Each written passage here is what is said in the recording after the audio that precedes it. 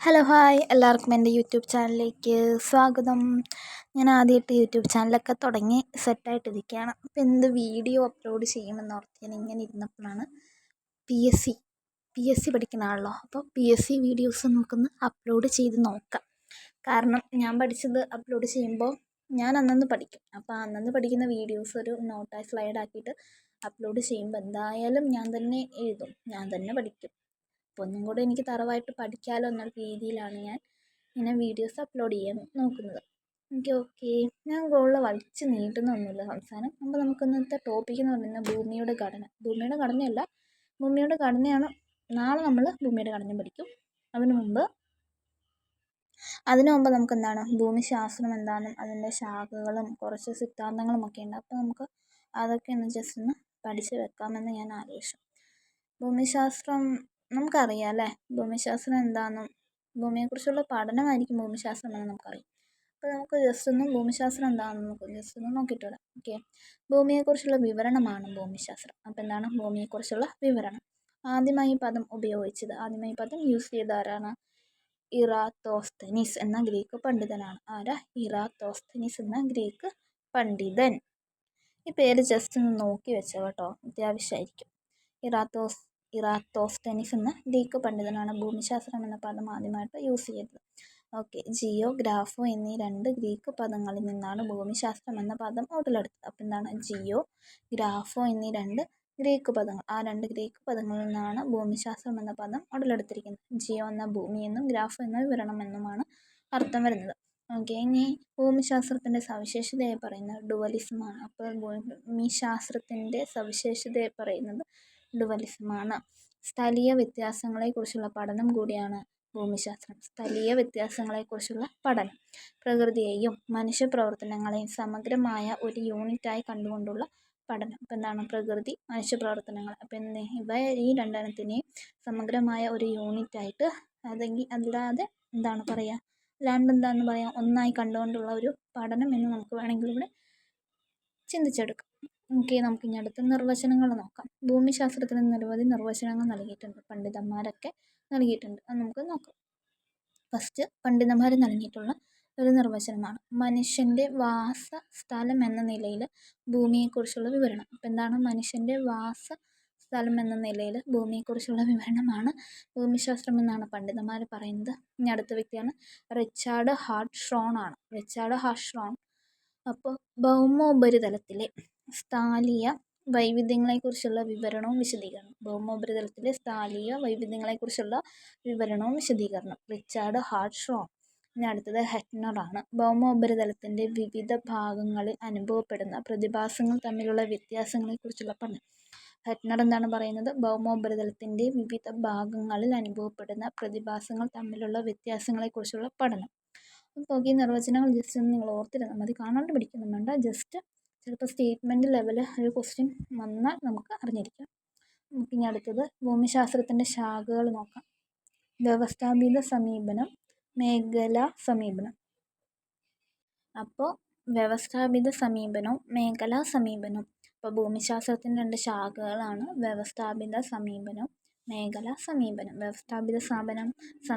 സമീപനം എന്ന് പറഞ്ഞാൽ സിസ്റ്റമാറ്റിക് അപ്രോച്ച്, മേഖലാ സമീപനം എന്ന് പറഞ്ഞാൽ റീജിയണൽ അപ്രോച്ചും. ഇത് രണ്ടും ഒന്ന് നോക്കി വെക്കുക കേട്ടോ, ഇമ്പോർട്ടൻ്റ് ആണ്. മേഖലാ സമീപനം, വ്യവസ്ഥാപിത സമീപനം നോക്കി വെക്കുക. നമുക്ക് അടുത്തത് വ്യവസ്ഥാപിത സമീപനം പഠിക്കാം. വ്യവസ്ഥാപിത സമീപനം അവതരിപ്പിച്ചത് അലക്സാണ്ടർ വൺ ഹംബോൾട്ട് എന്ന ജർമ്മൻ ഭൂമിയോളജിസ്റ്റാണ്. അപ്പോൾ ആരാണ്?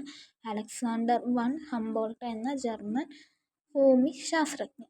ഇതിൻ്റെ പ്രധാനപ്പെട്ട ശാഖകളാണ് ഭൗതിക ഭൂമിശാസ്ത്രം, മാനവിക ഭൂമിശാസ്ത്രം, ജൈവ ഭൂമിശാസ്ത്രം. ഭൗതിക ഭൂമിശാസ്ത്രം, മാനവിക ഭൂമിശാസ്ത്രം, ജൈവ ഭൂമിശാസ്ത്രം. പ്രധാനപ്പെട്ട ശാഖകളാണ് ഭൗതികവും മാനവികവും ജൈവവും. ഇനി നമുക്ക് ഭൗതിക ഭൂമിശാസ്ത്രത്തിന് ഉൾപ്പിരിവുകളുണ്ട്, അത് നമുക്ക് നോക്കാം. ശിലാമണ്ഡലം, വായുമണ്ഡലം, ജലമണ്ഡലം, ജീവമണ്ഡലം. ശില, വായു, ജലം, ജീവൻ. ശില, വായു, ജലമണ്ഡലം, ജീവമണ്ഡലം. ശിലാമണ്ഡലം, വായുമണ്ഡലം, ജലമണ്ഡലം, ജീവമണ്ഡലം. എന്തിൻ്റെയാണ് ഇതൊക്കെ? ഉൾപ്പിരിവുകൾ എന്തിൻ്റെ ഉൾപ്പിരിവുകളാണ്? ഭൗതിക ഭൂമിശാസ്ത്രത്തിൻ്റെ ഉൾപ്പിരിവുകളാണ് എന്ത്? ശിലാമണ്ഡലം, വായുമണ്ഡലം, ജലമണ്ഡലം, ജീവമണ്ഡലം. ഈ പറയുന്ന 4 ഓർത്ത് വെക്കുക കേട്ടോ. ഇത് 4 കുറിച്ച് നമുക്ക് പഠിക്കാനുണ്ടല്ലോ. ഇനി അടുത്ത മേഖലാ സമീപനം നമുക്ക് നോക്കാം. കാൾ റിട്ടർ എന്ന ജർമ്മൻ ഭൂമിയോളജിസ്റ്റ് ആണ് ഇത് അവതരിപ്പിച്ചത്. ഏത് മേഖലാ സമീപനം അവതരിപ്പിച്ചത്? കാൾ റിട്ടർ എന്ന ഭൂമിയോളജിസ്റ്റ്, ജർമ്മൻ ഭൂമിയോളജിസ്റ്റ് ആണ് മേഖലാ സമീപനം കാൾ റിട്ടർ. ഇതിൻ്റെ ശാഖകൾ 4 പ്രധാന ശാഖകളാണ് ഇതിലുള്ളത്.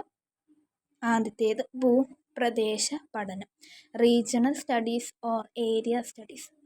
രണ്ടാമത്തേത് പ്രാദേശിക ആസൂത്രണം അഥവാ റീജിയണൽ പ്ലാനിങ്. ഇപ്പോൾ ഭൂപ്രദേശ പഠനവും പ്രാദേശിക ആസൂത്രണവും.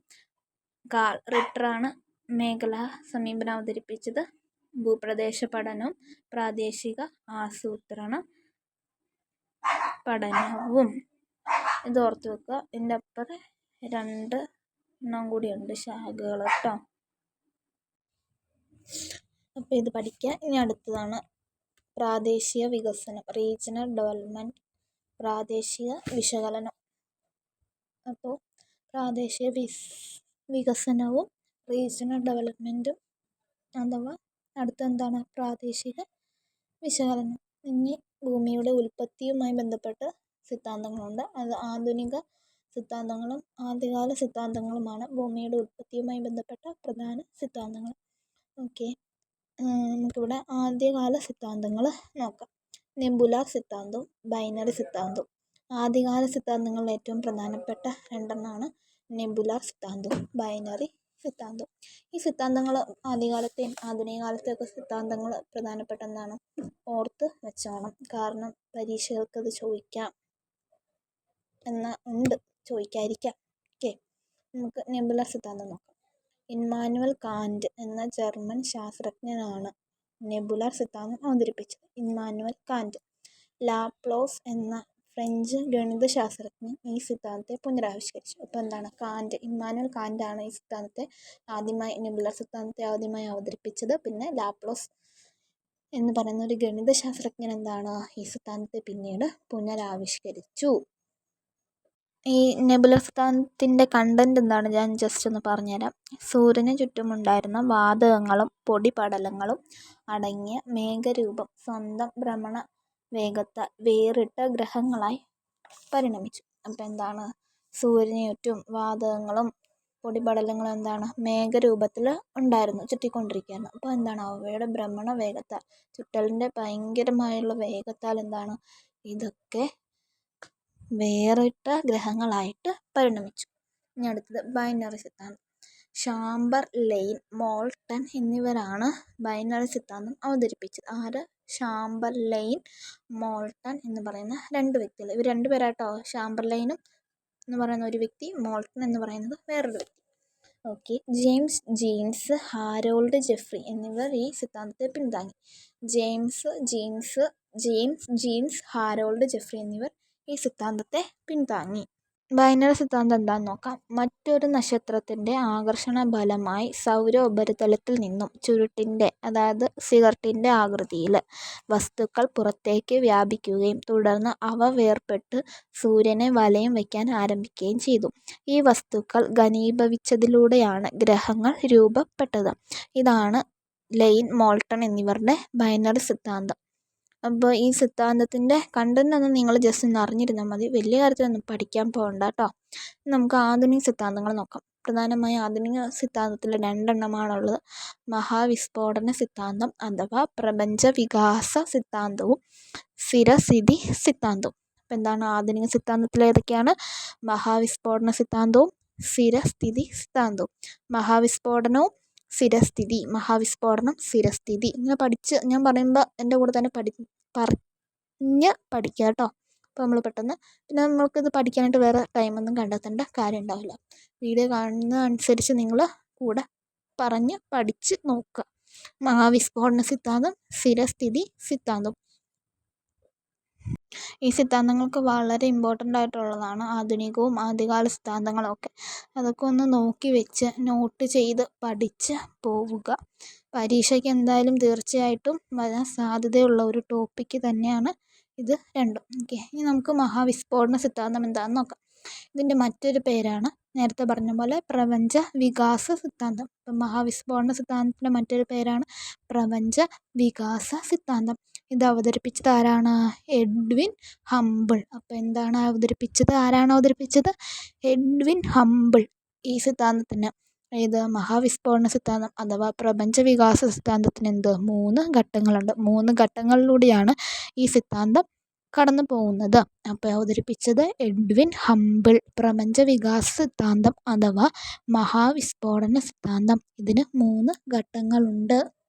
ഹബിൾ ഈ സിദ്ധാന്തത്തിലൂടെ പറയുന്നത് പ്രപഞ്ചം സദാ വികസിച്ചുകൊണ്ടിരിക്കുന്നതും കാലാന്തരത്തിൽ നക്ഷത്ര സമൂഹങ്ങൾക്കിടയിൽ അകലം വർദ്ധിച്ചു വരുന്നതുമായിട്ടാണ് ഹബിൾ മഹാവിസ്ഫോടന സിദ്ധാന്തത്തിലൂടെ അവകാശപ്പെടുന്നത്.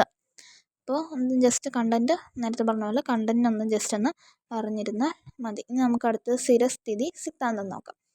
ഫ്രെഡ് ഹോയൽ എന്ന് പറയുന്ന വ്യക്തിയാണ് സ്ഥിരസ്ഥിതി സിദ്ധാന്തം അവതരിപ്പിച്ചിരിക്കുന്നത്. പ്രപഞ്ച വികാസ സിദ്ധാന്തത്തിന് ബദലായി, അപ്പോൾ നമ്മുടെ ഹബിളിൻ്റെ പ്രപഞ്ച വികാസ സിദ്ധാന്തം അഥവാ മഹാവിസ്ഫോടന സിദ്ധാന്തത്തിന് ബദലായിട്ട് വന്നൊരു സിദ്ധാന്തമാണ് സ്ഥിരസ്ഥിതി സിദ്ധാന്തം അവതരിപ്പിച്ചത് ഫ്രെഡ് ഹോയൽ അഥവാ പ്രപഞ്ച വികാസ സിദ്ധാന്തത്തിന് ബദലായിട്ട് ഉയർന്നു വന്നത്. നമുക്ക് ജസ്റ്റ് ഒന്ന് നോക്കാം. എല്ലാ കാലഘട്ടത്തിലും പ്രപഞ്ചം ഏറെക്കുറെ ഇന്നത്തെ അവസ്ഥയിൽ തന്നെയായിരുന്നു എന്നാണ് ഹോയൽ തൻ്റെ സ്ഥിരസ്ഥിതി സിദ്ധാന്തത്തിലൂടെ പറയുന്നത്. അപ്പോൾ എല്ലാ കാലഘട്ടത്തിലും പ്രപഞ്ചം ഇന്ന് കാണുന്ന പോലെ തന്നെയായിരുന്നു. അതിന് യാതൊരു മാറ്റവും ഉണ്ടായിരുന്നില്ല. ഇനി മാറ്റം ഉണ്ടാകത്തുമില്ല എന്നാണ് അദ്ദേഹം ഈ സിദ്ധാന്തത്തിലൂടെ പറഞ്ഞ് വയ്ക്കുന്നത്. അപ്പോൾ ഓക്കെ, ഇന്നത്തെ വീഡിയോ ഇത്രേ ഉള്ളൂ. അപ്പോൾ നമ്മൾ എന്തൊക്കെ പഠിച്ചു? ഭൂമിശാസ്ത്രം പഠിച്ചു. ഭൂമിശാസ്ത്രം എന്ന പദം ആരാണ് കൊണ്ടുവന്നതെന്നും പഠിച്ചു. ഭൂമിശാസ്ത്രത്തിൻ്റെ ശാഖകൾ 2-3 അത് പഠിച്ചു. വ്യവസ്ഥാപിത സമീപനവും പിന്നെന്താണ് പഠിച്ചത്? വ്യവസ്ഥാപിത സമീപനവും പഠിച്ചു. മേഖലാ സമീപനം പഠിച്ചു. പിന്നെന്താണ്? ഭൂമിയുടെ ഉൽപ്പത്തിയുമായി ബന്ധപ്പെട്ട കുറച്ച് സിദ്ധാന്തങ്ങൾ, 2 ആദ്യകാല സിദ്ധാന്തങ്ങളും ആധുനികകാല സിദ്ധാന്തങ്ങളും പഠിച്ചു. ആദ്യകാല സിദ്ധാന്തങ്ങളിൽ പെടുന്നതാണ് നെബുലർ സിദ്ധാന്തവും ബൈനറി സിദ്ധാന്തം. ആധുനികകാല സിദ്ധാന്തങ്ങളിൽ ഉൾപ്പെടുന്നതാണ് മഹാവിസ്ഫോടന സിദ്ധാന്തവും സ്ഥിരസ്ഥിതി സിദ്ധാന്തവും. അപ്പോൾ ഇത് നന്നായിട്ട് എല്ലാവരും വായിച്ച് പഠിച്ച് വെക്കുക കേട്ടോ. Thank you. എല്ലാവരും എൻ്റെ വീഡിയോ കണ്ടതിന് നന്ദി. എല്ലാവരും നന്നായിട്ട് പഠിക്കുക. എല്ലാവരുടെയും സ്വപ്നങ്ങളൊക്കെ നിറവേറ്റട്ടെ എന്ന് ഞാൻ പ്രാർത്ഥിക്കുന്നു. ഓക്കെ, ശരി, ബൈ.